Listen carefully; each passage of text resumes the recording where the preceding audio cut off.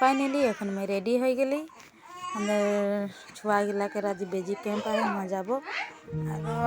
দেখ এইদিকে আমাদের স্পেশাল দলংটা এটা পার হবো এখন আমাদের আরো যাই থাকবো তোদের ব্লগে বনে থাকো দেখবি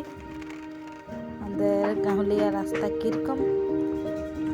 দলংটা দেখি তো ভয় লাগে যে কিরকম পার হবে নেই